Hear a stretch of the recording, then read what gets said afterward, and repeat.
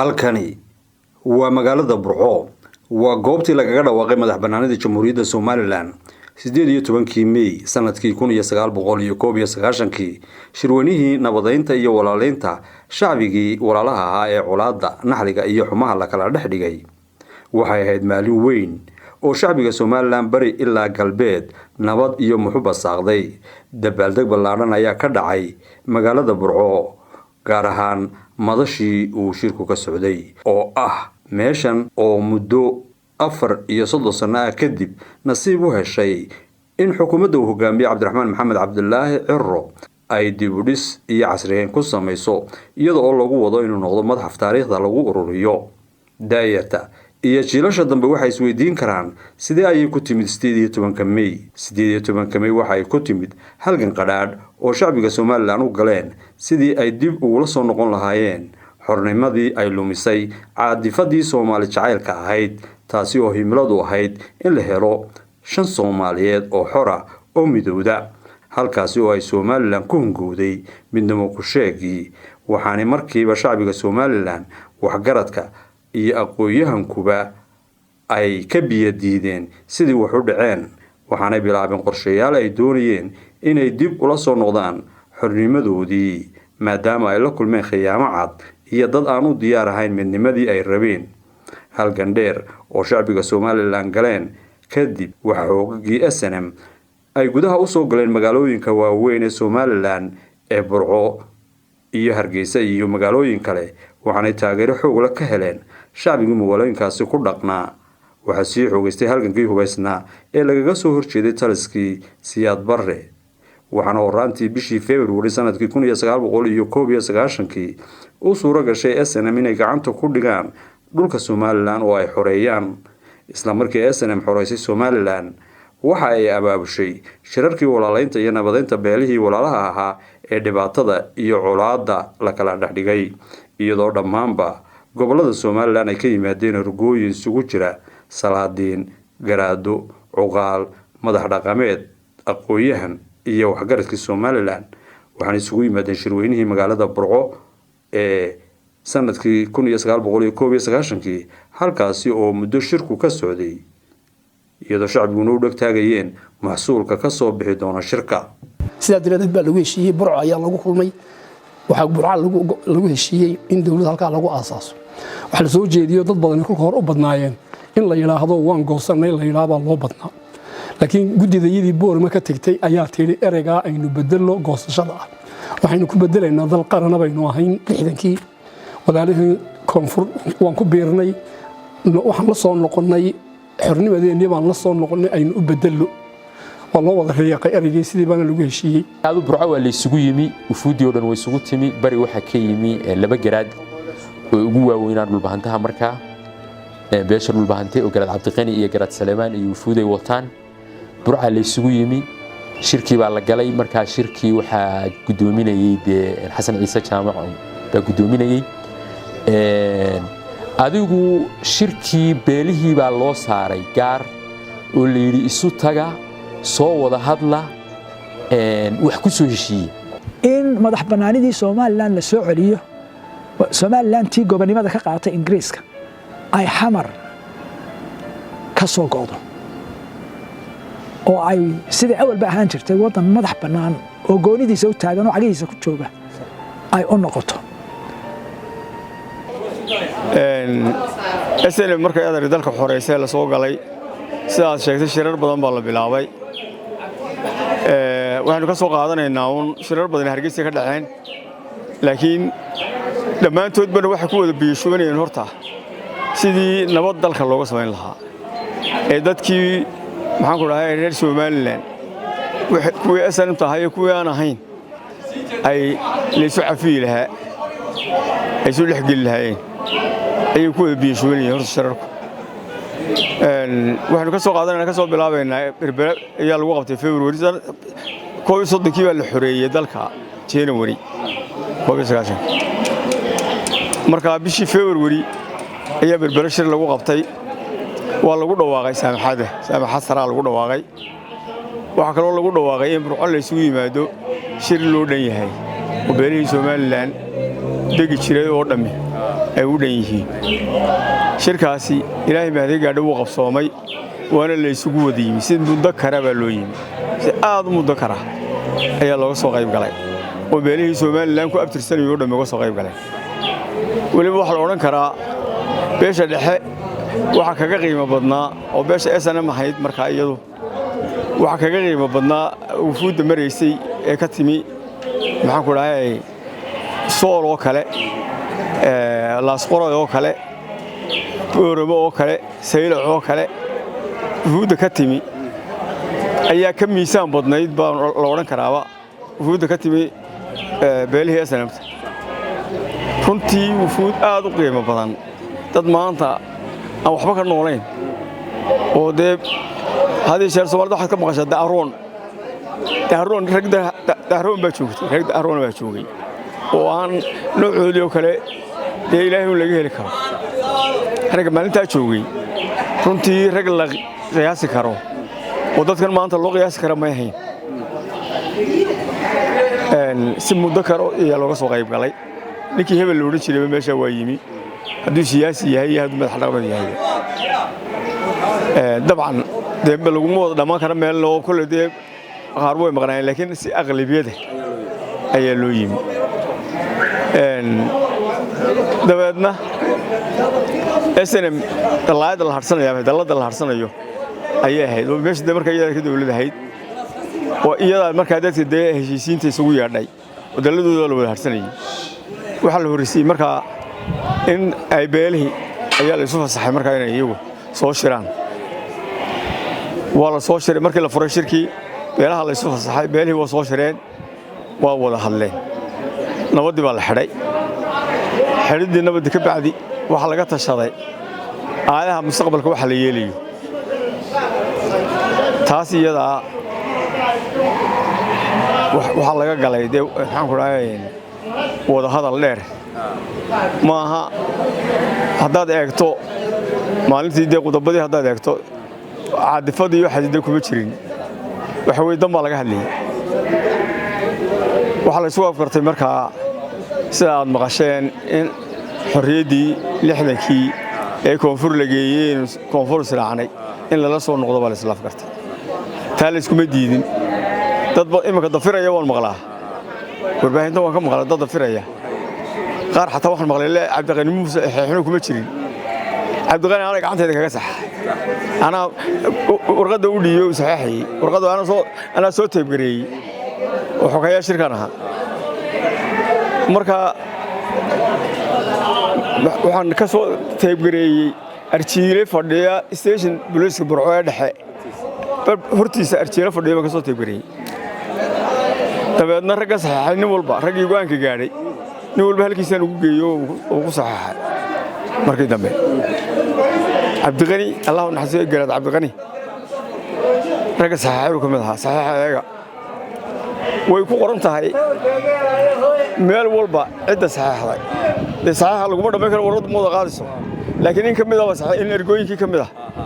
ayaa saxaxday intaas waxa weeye salaadun bay badantay dabcan iyo madax dhaqameed bay badantay haddaad eegto mid walba hortiisa waxa ku qoran gobolka uu ka yimi intaas saxaxday mid walba gobolka uu ka yimi baa ku qoran gobolka Sool baa ku qoran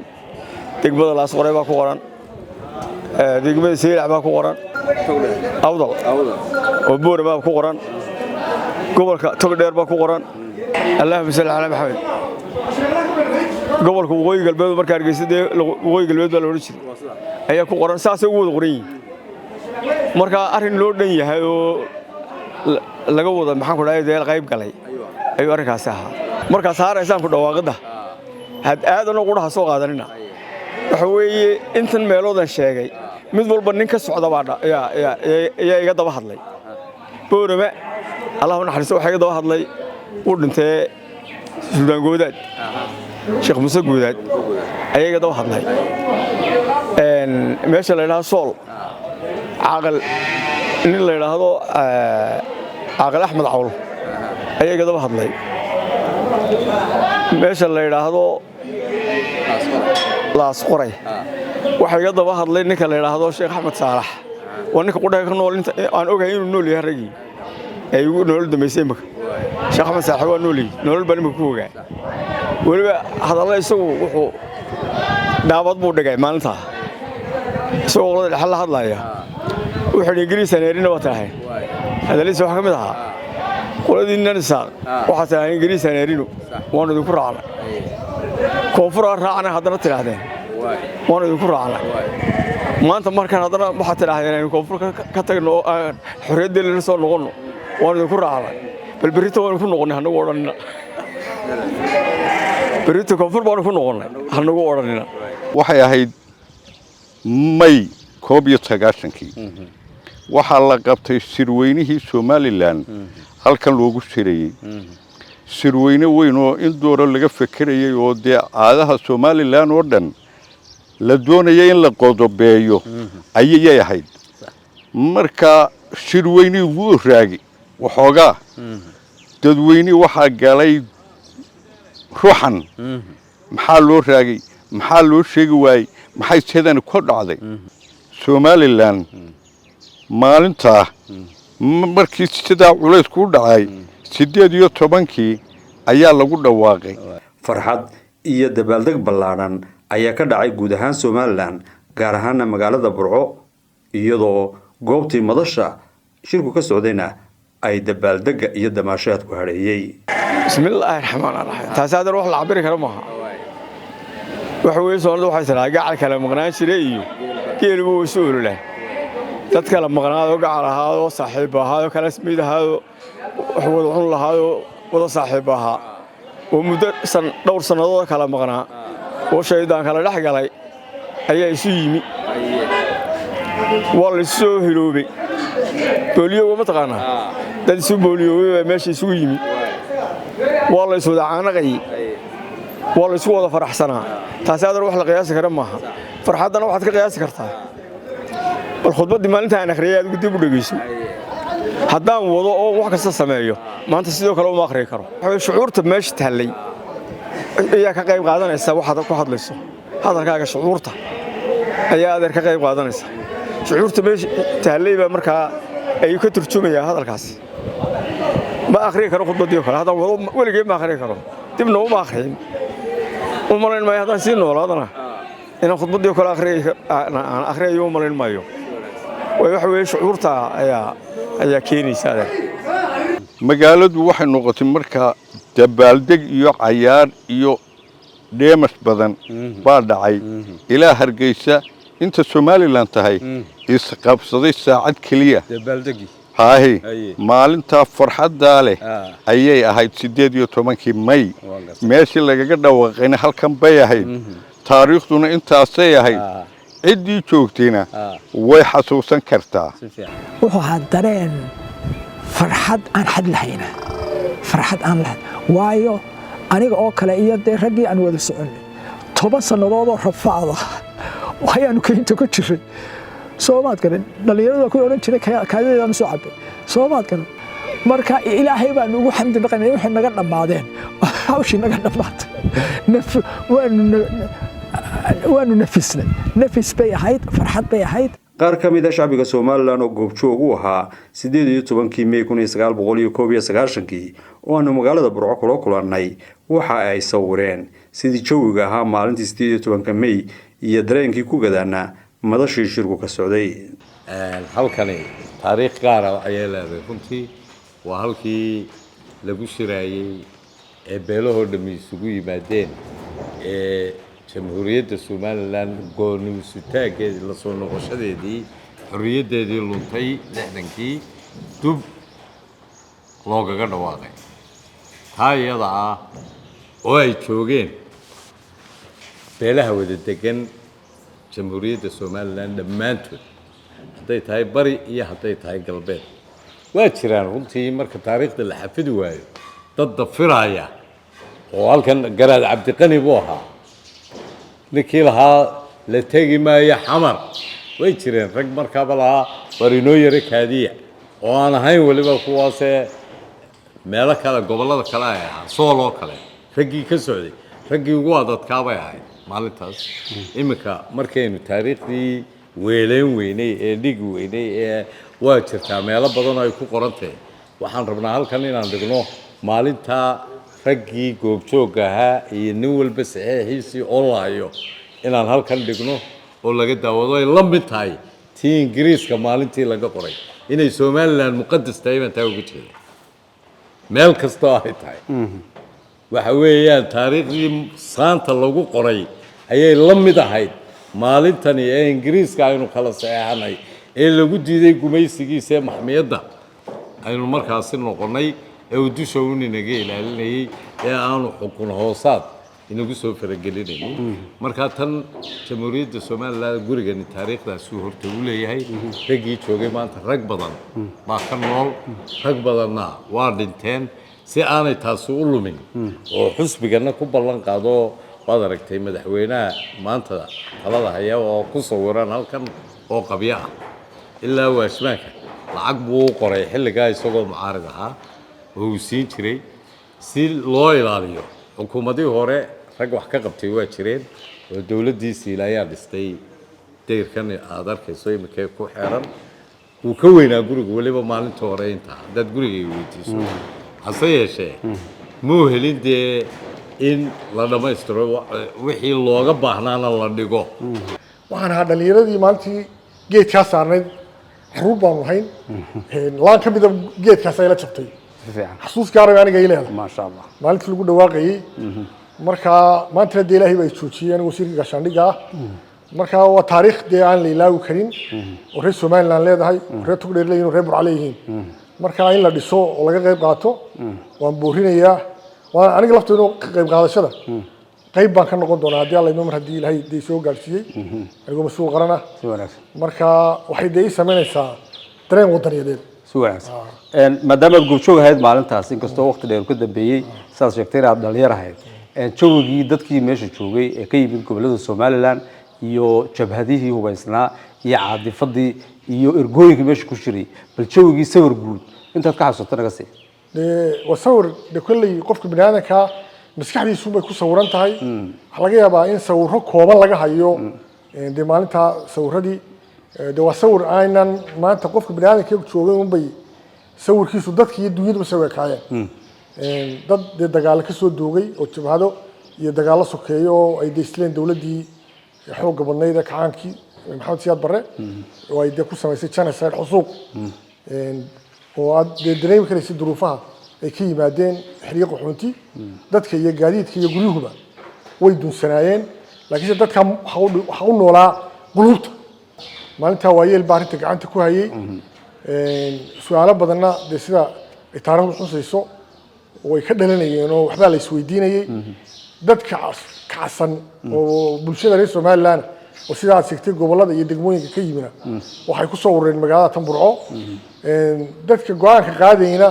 dad jamhuuriyadda oo dhan ka yimi bay ahaayeen markaa way jirtay xamaasaddaasi maalinta waana ta soo dedejisay baan odhan lahaaba in gooni sutaag lagu dhawaaqo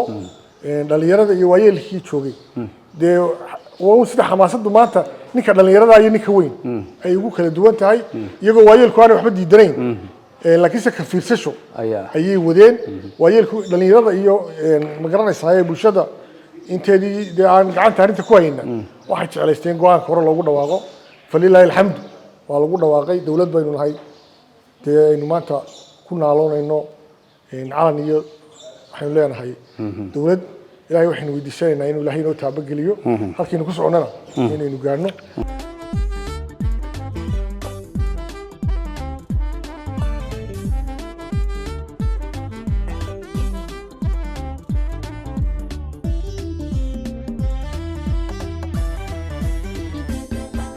musow maalintaas dee maalin shucuurteeda iyo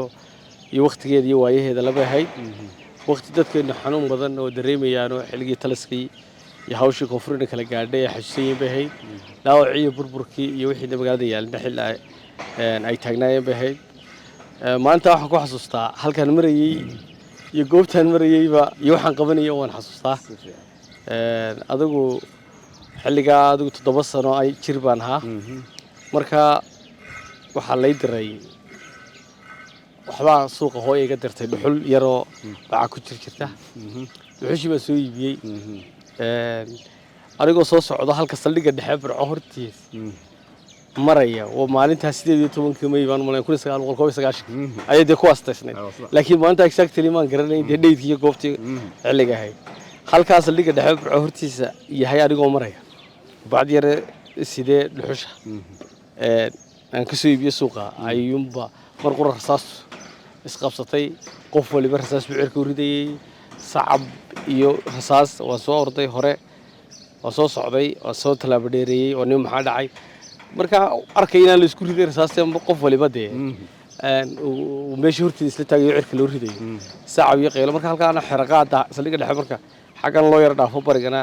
waqti qaadka lagu kala iibsadaa marka hay'ado yar iyo samee ka soo gaaray baa waxaan imay islaan hooye iyo islaamihii kale iyo shirkaan batumanayo socodtumaya waxaa dhacay Soomaaliland baa lagu dhawaaqay maanta digdam oo xaafadii kala mashxarad iyo array subaxday cabaar kadib waxaan soo galay Burco dhan oo guurayso dabaaldegayso basa saaran oo mashxarado iyo maanta heesa baxay wixii aan guriga ka soo baxso soo raacay dadkayga dhan laamigaasaan soo raacnay bridge kan ka soo talownay halkan areadan maana soo gali karaa anagu halka bridge afkiisa anagu markaa oo kaarayaal taagnaayay ayaan ku ekaa deetana halkan khudbada iyo samaacado ayaa ka baxayay dabaaldegya ka baxayay iyo saac badan mashxarado marka cabaar markaan xiiqnay ay teewan yareeno ay duhurkii quraacdi ku laatay dib aan soo noqon waa xaroonay maanta horta anu saasaan xasuustaa exactly sida wuxuu dhacay inta ilaa bad ku qaas karsaa intii dabaaldega iyo damaashaadkaas uu ka socday magaalada ilaa iyo galkii dambe laakiin week dhan heesaha maanta waa maalin weynta iyo dad xamaasadaysan oo ka sheekeynaya waa la goostay marka anna xoogaa fahankeeduna waqti ku qaadanaysa laakiin muddo socotay maalintaasi maalin aad u farxad leh marka hore ergooyinka ayaa isu yimi halkan aanu joognay iyo goobtan baa la isugu yimi marka waxaa laga wada hadlayay saamaxaadii iyo in la isu magaranaysa la iscafiyo iyo in waxba la isu raacin yaa laga wada hadlayay hawsha markii la dhameeyay gobollo dhan waa laga yimi ilaa Laascaanood ilaa iyo Boorame ilaa iyo Lughaya meel walba waa laga yimi in dabeetan dadkii loo sheegay oo la yidhi waxa weeye way noo birito iyo gobolka hortiisa halkaas hadda waan gobolka laga dhawaaqay halkana waa loogu dhawaaqay halkana waa laga dhawaaqay calanka lagu saaray sidaasay horta hawshu ahayd farxaddu markaa waxay mid aan la soo koobi karin dabaaldega ka dhacay halkaa baabuurta tignikada iyo dadka baabuurta yar markaa ma jirin oo wadda burburo dhulka garanaya baabuurta yar noo ahayd mid weeye mid yar rag iyo dumar kaasoo fulla calankii magaalada kala soo wareegay waxay si saarnayo maanta ay quraasada gajahay ay magalaysa marka alxamdulillah rabbil caalamiin marka rasaas baa rideen oo wax walba waa ridnay farxadu irdhaaf bay noqotay waayo wixii noogu hayay Soomaaliya dagaalamanay baanu midhaadii hala ila waxa loo midhay bay leeyahay adoo in geel in badan la joogay oo hagee hal shay aan ku dhashay maxaad farxadaada ka waran abaar badan ku soo martay marka waddanka dhib badan baa soo martay burburkeedii iyo dagaalkadeedii iyo wixii baa laga maydha farxad baa dhacday aan la soo koobi karin shucuurta marka waddanka marka saas ahayd anigu horta maalinta raggii ugu yaraa baan ka mid ah xagga siyaasiyana waxa la isku hayay ee lagu hirdamayo aan aad u fahansanayn laakiinse jawiga guud in Soomaaliland halkan taladeeda lagu gorfeynayo ayaan anagu gaar ka haynay in la fadaadayno maartay aan soo baraka dhicin anagu goon cad baan deganayn gaari taangi aan saaraa waliba qoriga dhashika baan saaraa ilaal ahaan baan lagu joogay muhiimaduna waxay ahayd ergooyinku markay isu yimaadeen talada lagu gorfeeyay sida uu Cali Xasan sheegay markii saamaxaadii iyo taladii noqotay haddana sida uu sheegay magac bixintii ayaa haddana maaragtay rayigeeda haddana lagu raagay ummaduna waxay dhageysanaysay waxa meesha ka soo bixi doona meeshuna way deyrkeeda gaabnaa ummaddu waxa weeyaan wax la celin kara ma yahayn waddankoo dhan bay buuxisay marka hadalkaasi Soomaalida waxa ku mahmaahdaa biyo gorro meel godan bay isugu tageen markii taladii la gurfeeyay la isla gaaray in loo bixiyo dalka Soomaaliland oo taariikh hore uu soo bandhigay sidaan warka ku helay Cabdiraxmaan Tuur Ilaahay u naxariiste la isla qaatay meesha waxa ka dhacday farxad weyn wixii gaadiid markaa tiknika ee meesha yaalay nin waliba gaarigii uu saaraa buu ku dabaaldegay kii suuq saaraa suuqii buu ku dabaaldegay kii siikaa uu saaraa siikaa uu ku dabaaldegay kii taangi saaraa taangi ku dabaaldegay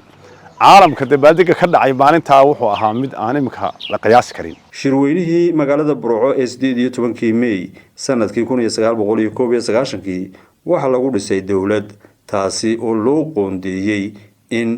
muddo 2 sano ah inay SNM xilka hayso oo dalka nidaam dimuqraadi ah ka hirgeliso hasaatee dawladda SNM waxa ka hor yimid duruufo fara badan oo ay ka mid ahaayeen waxay la kulantay dalka oo burbursan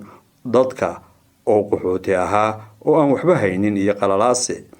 waxaanay madaxdii dawladda SNM ka dhabeeyeen ballanqaadkoodii ahaa inay talada dib ugu soo celin doonaan dadweynaha taladiina waxa ay ku wareejiyeen ergooyinkii golaha guurtida ee shirweynihii magaalada Boorama sanadkii 1993 waxa la goostay 2 sanadood xarakada SNM madaxdeedii oo kolka Cabdiraxmaan Axmed Cali iyo Xasan Ciise jaamac ahaa inay 2 sanadood qiyaadada hayaan oo talada iyagu hayaan adeer waxa weeye horta dawladda la dhisay waa loo dhamaa oo Soomaaliya lagu dhamay laakiin waxa weeye duruuf adag ba ka hortimi duruufta tale waxa ahayd duruuf dadku hubkii wada sito meel marana la soo galay oo dhaqaale wax lagu kala farsameeya aanu jirin dagaalana way bilaabmeen ilaa dadkii oo wada hubaysan yahay dagaalana way bilaabmeen ciidamada dalka soo galay shafad baahan oo disciplinku maxaan ku dhahay dad fara badan way ku beereen hubkii qaateen shafad ba sheegtay oo haddaan ku weeyay marka xabadda ayaa iska dhacaysay oo xad balahayn dariiq walbana wuxuu naado waxa fadhiistay dad hubaysan ayaa fadhiistay oo ka badan shabahadiiba magacii shabahadana sheeganaya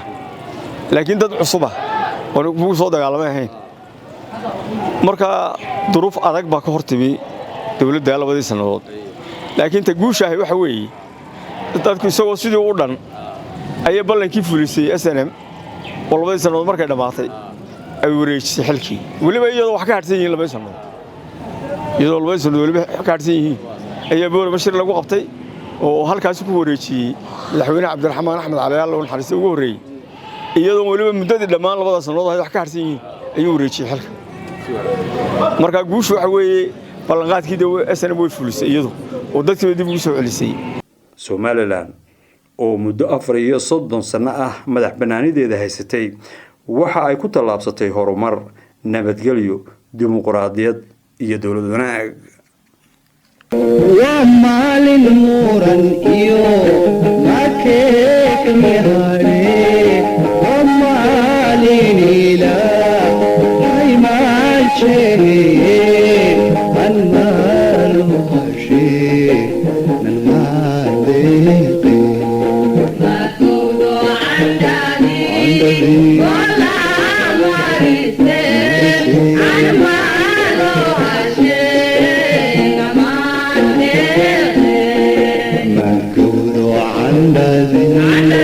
كلها مارتي